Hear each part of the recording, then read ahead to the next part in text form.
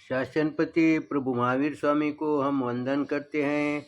सभी गुरु भगवंतों को तिकोतों के पाठ से वंदन करते हैं। श्रद्धावान भाई और बहनों, आपके अंदर विराजित आत्मा को माजलगांव से सुभाष कोठारी का सादर प्रणाम, सादर जय जिनेन्द्र। उत्तराध्ययन सूत्र पर ये मेरा 36वां वीडियो है। हम कल देख रहे थे पहले अध्ययन की 47वीं गाथा का हम वर्णन देख रहे थे। स पूज्य सत्य सुविनय संशय मनोरुये चिट्टयी कम्म संपया तवो समायरिय समायी समुडे महजुई पंचवयीम पालिया। वह साधु पूज्य शास्त्र जिसका शास्त्र ज्ञान जानता द्वारा सम्मानित होता है, उसके सारे संशय भली भांति से दूर हो जाते हैं। 10 प्रकार के कर्म संपदा साधु समाचारी से गुरुदेव के मन को रुचिकर बनकर रहता है।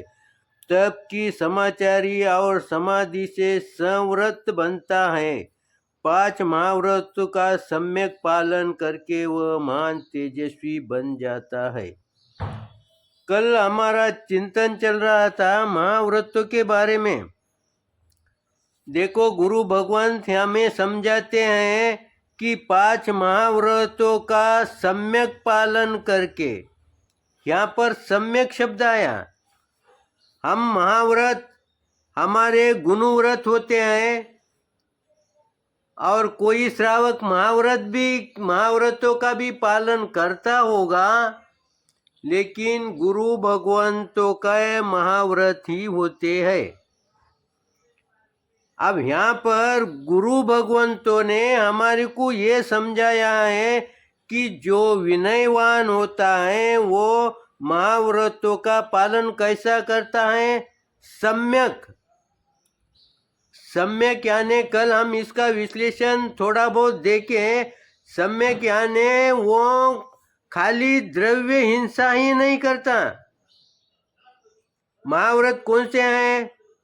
हिंसा नहीं करना, झूठ नहीं बोलना, चोरी नहीं करना, चौथे व्रत का पालन करना और परिग्रह।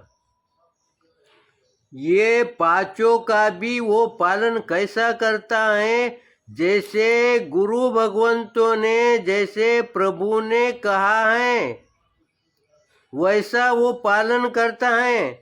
वो उसमें से गली नहीं निकालता। हम पालन करते हैं, लेकिन हमारा पालन करने में बहुत अंतर है। आप कहेंगे हम महाव्रत नहीं अनुव्रत का पालन करते हैं, लेकिन तुम अपने अंतर मन से पूछे कि हमारा अनुव्रत भी सही ढंग से पालन होता है क्या? हमारा कोई भी अनुव्रत होगा तो हम उसमें गली निकालते हैं, लेकिन जो सही विनय को धारण करने वाला उसमें गली नहीं निकलता। फिर गली नहीं निकालना ये हमारे को भी पता है, फिर हम गली क्यों निकालते हैं? और वो बीच में का रास्ता नहीं निकालते, पूरी तरह से वो पालन करते हैं। फिर हमारी गलती कहाँ हो रही है? हमारी गलती वहाँ हो रही है कि हमारा विनय या कोई भी नियम हम अंतकरण से नहीं लेते। हमारा नियम कैसा रहता है? ऊपर ऊपर की ओर होता है। लोगों ने समझे मेरे को, मैंने नियम लिया है। हमारे शास्त्र में ये कथा आती है विजय कुमार विजया रानी की। उन्होंने शील धर्म का पालन किया है, किसी को पता था क्या? लेकिन हमने अगर व्रत लेना है तो हम कैसा लेते हैं? सबके सामने सबको जायरात अधिक से अधिक हम करेंगे, लेकिन पालन करते समय हम पीछे हटते हैं, क्योंकि हमारा जो पालन करना है, जो नियम लेना है, हम दिखावे के लिए लेते हैं, न कि अंतकरण से। इसीलिए गुरु भगवंत कहते हैं अगर आपको आगे बढ़ना है, सही दिशा में आगे बढ़ना है, तो तुम कोई भी नियम का पालन अंतःकरण से करें, उसके पचकान अंतःकरण से ले।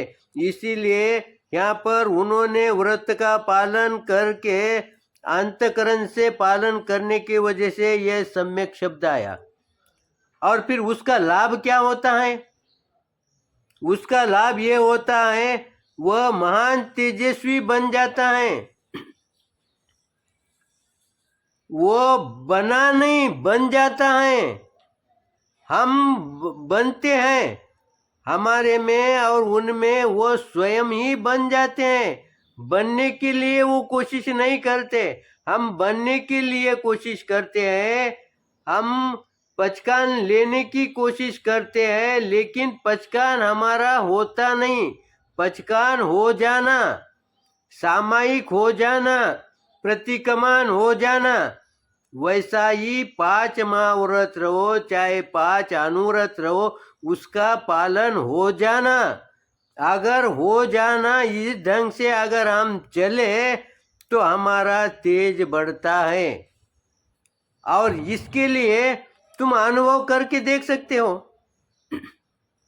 जिसको चौयार का पचकान है, वो कहीं गया किसी मेहमान के यहाँ पर, सभी को पता है इनको चौयार है, तो चौयार है तो उसके लिए पहले भोजन की व्यवस्था करते कि नहीं?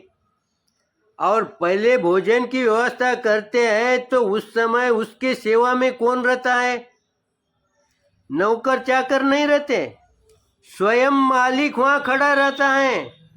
उसके परिवार के 1-2 जने बच्चे खड़े रहते हैं कि उसको कमी न हो, वो भर पेट भोजन करे।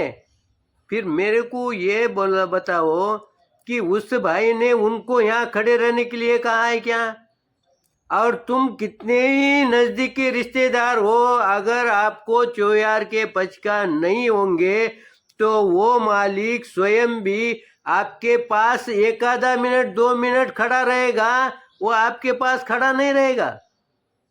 और यहाँ ये नियम है अंतःकरण से, तो उसके पास उसका पूरा भोजन हुए तक वो खड़ा रहता है।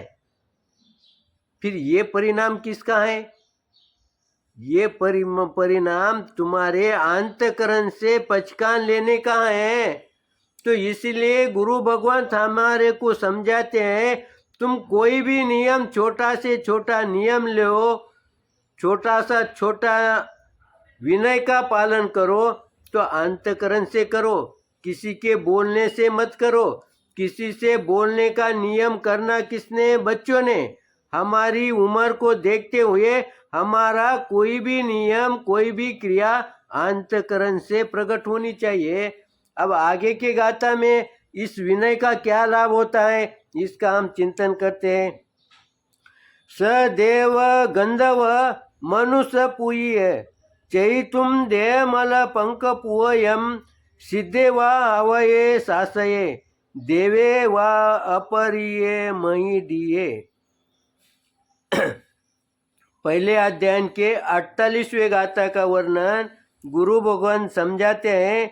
देव, गंधर्व और मनुष्य से पूजित व विनयित शिष्य सर्वप्रथम, यानी ये देव, गंधर्व और मनुष्य, देखो पंचेंद्रिय के अंदर श्रेष्ठ मानने वाले यही है। देव भी श्रेष्ठ है, गंधर्व भी श्रेष्ठ है और मनुष्य भी श्रेष्ठ है। और ये तीनों से पूजित व विनीत शिष्य है। ये तीनों भी किसकी पूजा कर रहे हैं? जिसका विनय का सही ढंग से पालन करता है, वो तीनों भी इनकी सेवा में रहते हैं, इनकी पूजा करते हैं। फिर हमारी तुलना और उनकी तुलना करो। हम छोटा भी देव रहे कि उसके पीछे दौड़ते हैं। इसीलिए हमें गुरु भगवंत ने कई बार समझाया है कि देवों से भी श्रेष्ठ मानव है। मगर हमारी ये बात ध्यान में बैठती क्या? हम सुन के लेते हैं, उनको सही है करके बोलते हैं, लेकिन तुम तुम्हारे स्वयं के अंतःकरण से ये पूछो कि तुम मानते हो क्या कि मैं देवों से भी श्रेष्ठ हूं? नहीं मानते। वहां पर तो हम क्या करते हैं, कोई भी देवी देवता के चरणों में गिर जाते हैं। फिर उस समय हमारा विनय कहाँ गया? अब आप कहेंगे तो विनय के लिए फिर उनके चरणों में गिरना नहीं क्या? उनके चरणों में नहीं, साधारण हमारे से छोटा बच्चा भी होगा तो उसके चरणों में गिरना। लेकिन किसके किसके लिए? गलती के लिए, क्षमा मांगने के लिए। न कि हम उनसे श्रेष्ठ है बोल के हम उनकी सेवा में नहीं झुकना। लेकिन गलती हुई होंगी तो हम उसके सेवा में झुकना। हमारा समय को देखते हुए इस पर और कल चिंतन करेंगे। लेकिन कुछ गलत हुआ होगा तो आप क्षमा करेंगे, सही हुआ होगा तो लाइक करेंगे, शेयर करेंगे। इसी आशा के साथ ओम शांति।